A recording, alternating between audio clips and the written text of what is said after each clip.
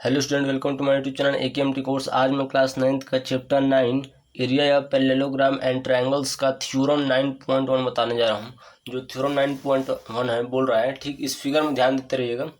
बोल रहा है कि पैरेललोग्राम्स, जनरल सी बात है, एस लगा दिया मतलब दो पैरेललोग्राम है, ठीक, on the same base and between the same parallels.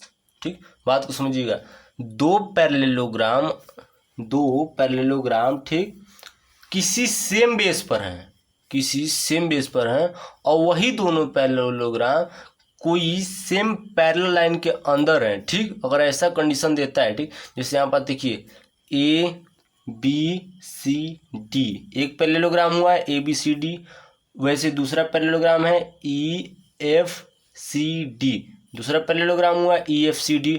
ये जो दोनों पैरेललोग्राम है ये सेम बेस यानी CD पर हैं, जो दोनों जिस पर टिके हुए हैं CD पर टिके हैं, और ये दोनों दो पैरेलल लाइन के अंदर है। देखिए AF किसके पैरेलल है, CD के अंदर है ना दोनों। ठीक, अगर ऐसा कंडीशन आता है तो उनका जो एरिया होगा R इक्वल इन एरिया, मतलब बात को समझिए, उन दोनों पैरेललोग्राम का जो एरिया होगा वो इक्वल होगा। मतलब area of ABCD is equal to area of EFCD। ठीक, ये हमको प्रूफ करना है। आइए प्रूफ करते हैं। तो सबसे पहले गिवन डाटा लिख लेना चाहिए। ठीक, गिवन डाटा कुछ खास तो नहीं दिया हमको, पहले दो पैरेललोग्राम दे दिया है। ठीक, और देखा जाए कि पहले में हमारा, अगर देखा जाए, पहला ABCD एंड EFCD। ठीक, ABCD और EFCD दो पैरेललोग्राम हैं। ठीक, आर पैरेललोग्राम्स। ठीक, ये हमारा दो पैरेललोग्राम है। अब सेकेंड नंबर में देखा जाए, ठीक, यहीं पास सेकेंड नंबर में देखा जाए तो ये किस पर टिके हुए हैं, सेम बेस पर। ठीक, एंड यहाँ पास एंड लिख लीजिए। एंड सेकेंड नंबर में ये जो टिके हुए हैं एंड बिटवीन सेम बेस, यानी बेस क्या है हमारा CD या DC भी बोल सकते हैं, एंड सेम पैरेलल लाइन। ठीक, सेम पैरेलल लाइन मतलब जो AF है वो किसके पैरेलल है, CD के। ठीक, मतलब जो AF है वो किसके पैरेलल है, CD या CD भी बोल सकते हैं या DC भी बोल सकते हैं। ठीक, मतलब AF पैरेलल टू DC। चलिए ये हमारा गिवन हुआ। अब हम प्रूव करते हैं। प्रूव करने में हम ज़्यादा वक्त नहीं लेंगे, गिवन में थोड़ा सा लिखना पड़ गया इसलिए थोड़ा वक्त लग गया। चलिए आइए हम प्रूव करते हैं। तो प्रूव करने से पहले सबसे पहले वो आपको मेंशन करना पड़ेगा कि हम कर क्या रहे हैं, मतलब क्या चीज़ हम प्रूव कर रहे हैं। तो यहाँ पास आपको टू प्रूफ लिखना पड़ेगा। टू प्रूफ में आपको क्या करना है कि जो एरिया है ना, एरिया ऑफ किसका, ABCD का जो एरिया है, एरिया ऑफ ABCD का, ठीक, वो इक्वल करना है एरिया ऑफ EFCD के साथ। ठीक, मतलब दोनों पैरेललोग्राम का एरिया है उसको इक्वल करना है। आइए हम प्रूफ करते हैं। फिगर पर ध्यान देते रहिएगा ना, प्रूफ। और हम प्रूफ में देखें तो हमारे पास दो ट्रायंगल भी दिखाई दे रहे हैं, क्योंकि पैरेललोग्राम तो है ही, यहाँ पास दो ठो ABCD और EFCD है ना। वहाँ पास अगर देखा जाए तो दो ट्रायंगल भी यहाँ पास क्वांटिटी में अगर ध्यान से देखें तो दिखाई दे रहा होगा। पहला ट्रायंगल अगर देखा जाए, इन ट्रायंगल, पहला ट्रायंगल क्या है, DAE। ठीक, हमारा DAE भी बोल सकते हैं या ADE भी बोल सकते हैं। तो मैं ADE वाला ले लेता हूँ ना, जो आपको अच्छा लगे, जिस एंगल से आप ले रहे हैं वो आपके अंदर निर्भर करता है कि आप क्या ले रहे हैं। ठीक, लेकिन आपको जो कॉन्ग्रुएंट करेंगे वहाँ पास आपको सही लिखना पड़ेगा। ठीक, तो ADE हमने लिया। ठीक, एंड इधर से देखिए, इधर से हमने ADE लिया तो इधर से हम क्या लेंगे, BCF लेंगे। ठीक, एंड ट्रायंगल BCF। चलिए अब इन दो ट्रायंगल हमको दिखा, अगर हम इन दोनों ट्रायंगल को कॉन्ग्रुएंट प्रूव कर दें तो हमको फायदा क्या होगा।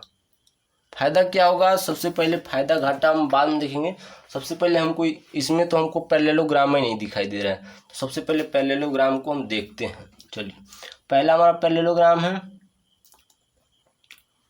ABCD वाला ना। ठीक, दूसरा पैरेललोग्राम है, अब ध्यान से देखेंगे तो आपको अच्छे से पैरेललोग्राम भी दिखाई दे रहा होगा। दिखाई दे रहा है ना।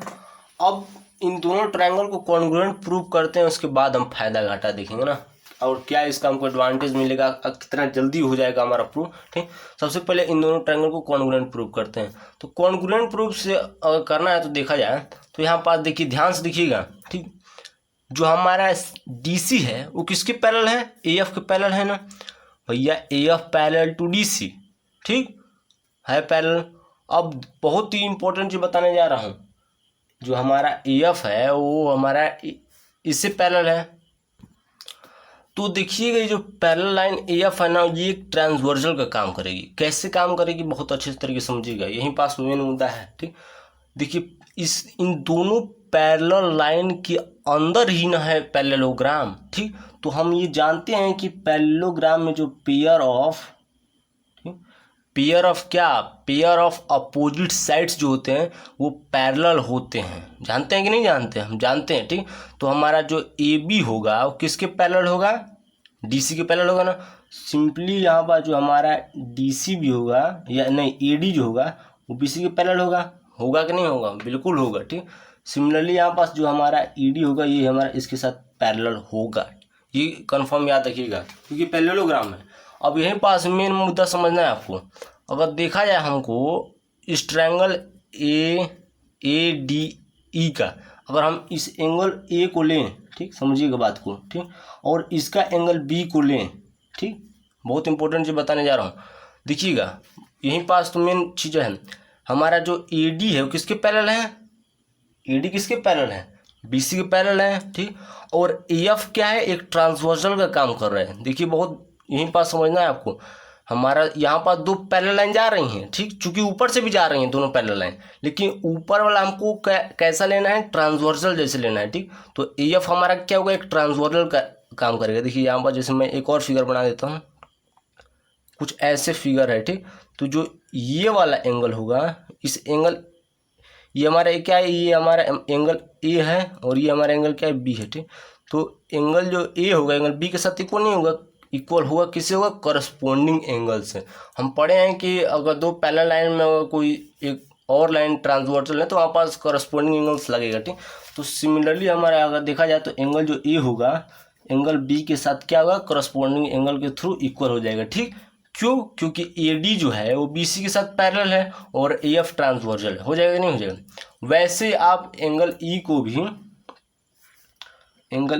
भी एंगल F के साथ इक्वल कर सकते हैं, क्योंकि यहाँ पास जो हमारा DE है वो CF के साथ पैरेलल है ना, तो पैरेलल है तो हमारा जो AF होगा या EF जो होगा वो क्या करेगा, एक प्रकार का ट्रांसवर्सल का काम करेगा। तो ये वाला एंगल और ये वाला एंगल क्या आ जाएंगे, करस्पॉन्डिंग एंगल हो जाएंगे। ठीक, चलिए इसका रीजन आप लिख दीजिए करस्पॉन्डिंग एंगल। ठीक, करस्पॉन्डिंग एंगल्स के थ्रू हो गया। अगर देखा जाए इन दोनों ट्रायंगल में, ठीक, अगर इन दोनों ट्रायंगल में तो जो हमारा AD साइड होगा, ठीक, जो हमारा AD साइड होगा वो किससे इक्वल होगा, BC से नहीं इक्वल हो जाएगा। BC हमारा जो AD साइड है वो BC से काहे नहीं इक्वल होगा, इक्वल होगा। क्यों, क्योंकि ये पैरेलल के साथ इक्वल भी है, क्योंकि हमारा ABCD जो है एक प्रकार का पैरेललोग्राम है हमारा ABCD। तो जो अपोजिट साइड्स हैं AD और BC वो पैरेलल के साथ साथ इक्वल भी होंगी। ठीक, तो ये हमारा साइड्स इक्वल हो जाएगा।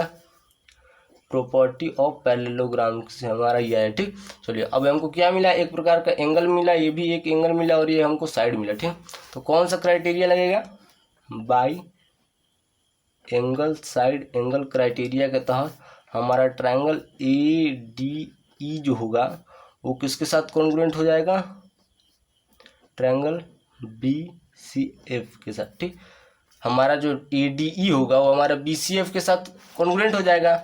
चूंकि जब दो ट्रायंगल कॉन्ग्रुएंट हो जाते हैं तो ये आप जान लीजिए कि अगर दोनों ट्रायंगल कॉन्ग्रुएंट हो गए तो उनका एरिया भी, जो एरिया होता है वो भी कॉन्ग्रुएंट हो जाता है। अब एरिया कॉन्ग्रुएंट होना का मतलब क्या हुआ, एरिया इक्वल हो जाता है। दो कॉन्ग्रुएंट ट्रायंगल का जो एरिया होता है वो सेम होता है। ठीक, चलिए तो यहाँ पास आप बता सकते हैं कि दोनों ट्रायंगल का जो एरिया है यहाँ पास, देयरफॉर यहाँ पास लिख लीजिएगा, देयरफॉर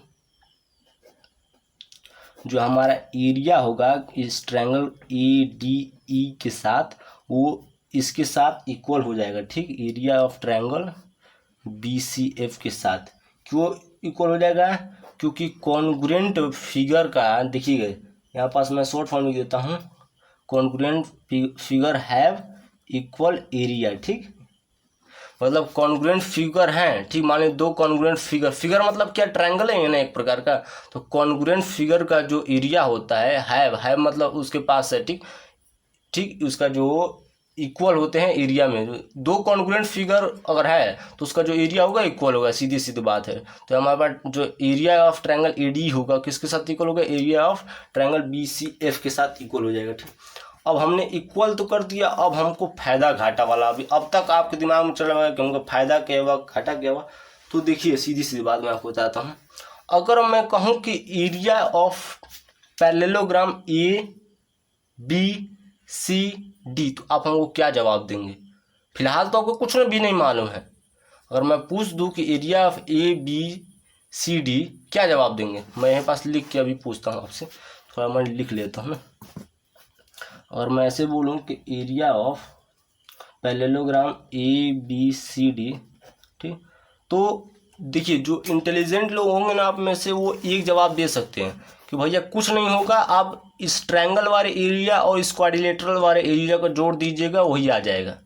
बहुत लोग के दिमाग में यही चल रहा होगा कि इस ट्रायंगल का एरिया ए डी एफ का एरिया और ए बी सी डी का एरिया, ध्यान दीजिएगा, ई बी सी डी का एरिया जोड़ दीजिए, वो निकल जाएगा। भाई सीधी सीधी बात है, निकल जाएगा भाई। हमको एरिया हर वक्त फॉर्मूला लगाने की जरूरत नहीं है, दो फिगर को यहाँ कंबाइन कर दीजिए तभी भी एरिया निकल जाएगा। वो अलग बात है कि इन दोनों फिगर का एरिया नहीं दिया है, ठीक। लेकिन इन दोनों को कंबाइन कर देंगे तो उसके एरिया के साथ इक्वल हो जाएगा, ठीक। तो यहाँ पास आप ऐसे ही बोल सकते हैं कि अगर ऐसा कंडीशन आता है भैया, तो हम सीधे सीधे क्या करेंगे, area of A D E plus area A D E तो हो गया, और उसके बाद क्या बचा, ई बी सी डी, ठीक। पास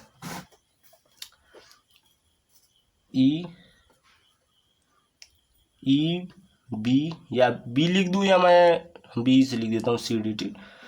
चलिए ये देखिए, यहाँ से ई डी सी बी भी कर सकते हैं या ई बी कुछ भी कर सकते हो, आपकी मर्जी है आप क्या कर रहे हैं। मेन बात है हमको दर्शाना जिसको है उस, मतलब देखिए आप यहाँ पास एफ लगा देते ना तो गलत हो जाता। अब इसको चाहे सी से घुमाइए, चाहे बी से घुमाइए, चाहे ई से डी से चाहे से घुमाइए, लेकिन मेन बात है कि जो चारों साइड है वो आना चाहिए, ठीक। चलिए अब हमारा जो एरिया होगा ए बी सी डी का वो इसके साथ होगा कि नहीं होगा। चलिए अगर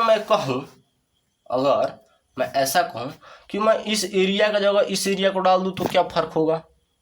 फ़र्क मान लीजिए मैं ए डी ई की जगह, हमारा यहाँ पर देखिए ए डी ई की जगह अगर मैं बी सी एफ डाल दूँ तो कोई फ़र्क नहीं पड़ेगा। क्यों नहीं फ़र्क पड़ेगा, कि दोनों ट्रायंगल के एरिया सेम है। भाई अगर मैं यहाँ पास ऐसा करूँ कि हमारा जो देखिए यहाँ पास यहीं पास लगेगा, ठीक। यही वाला मैं लिखने जा रहा हूँ। देखिए हम ए डी ई जगह पर इसको लिख दें कि area of triangle B C F, कोई फर्क नहीं पड़ेगा, क्योंकि इसका एरिया मान लीजिए 1 स्क्वायर मीटर है, तो इसका भी 1 स्क्वायर मीटर होगा, सिंपली सी बात है, ठीक। चलिए तो इसके जगह पर मैं इसको लिख सकता हूँ, बिल्कुल लिख सकता हूँ, क्योंकि दोनों ट्रायंगल का जो एरिया है वो तो सेम है, plus area of E B C D, ठीक। चलिए अब इन दोनों को जोड़ेंगे तो क्या होगा, अगर मान लीजिए इसकी जगह पे हमने इसको लिखा, ठीक, बी सी एफ। अगर मैं इस बी सी एफ को, बहुत ही यहाँ पर दिमाग घुमाइएगा, बी सी एफ को अगर मैं इस ई बी सी डी के साथ जोड़ दूँ तो क्या बनेगा, कि बनेगा क्या। यहाँ पास अगर मैं बी सी एफ को हम अपने इस ई बी सी डी के साथ जोड़ दे तो क्या बनेगा। तो आप यही सोच रहे हो क्या बार बार घुमा रहे हो, डायरेक्ट बोल दो ना कि ई एफ सी डी बन जाएगा, सीधी सी बात है। जैसे हमने इस क्वाड्रिलेटर इस parallelogram A B C D को 2 टुकड़ों में किया था, वैसे हम इन 2 टुकड़ों को जोड़ कर लिखेंगे ई एफ सी डी। भाई हर जगह टुकड़ा करना जरूरी थोड़ी है, हम कहीं कहीं जोड़ भी सकते हैं, हर जगह हड्डी तोड़ना जरूरी थोड़ी है भाई। डॉक्टर के यहाँ जाएंगे तो जोड़ेगा भी, ठीक।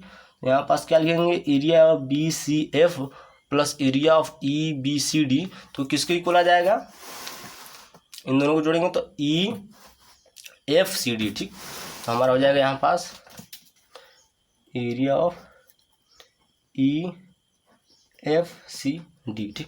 और ये किससे इक्वल हो जाएगा, इस इधर LHS साइड तो मैं कुछ नहीं लिखते क्या, तो यहाँ पास LHS साइड भी आप लिख लीजिएगा EBCD, ठीक। तो यहाँ पास भी एरिया हो जाएगा यहाँ पास मैंने बोल देता है ABCD। यहाँ पास आपको इक्वल हो गया, area of ABCD equal to area of EFCD, ठीक, इक्वल हो गया, हैंस प्रूव। मे भी यही हमको प्रूव भी करना था, अगर देखा जाए यहाँ पास तो प्रूव हमको यही करना था, ठीक। चलिए, अगर ऐसा कंडीशन आता है कि दो पैरेललोग्राम सेम बेस पर हैं और दोनों पैरेललोग्राम सेम पैरेलल लाइन के अंदर हैं, तो उनका जो एरिया होगा इक्वल हो जाएगा, हमने प्रूव कर दिया। ऐसे आपको प्रूव करना। Thank you. वीडियो अच्छा लगे तो हमारे चैनल AKMT कोर्स को सब्सक्राइब कीजिए, एक लाइक कीजिए। जय हिंद, जय भारत।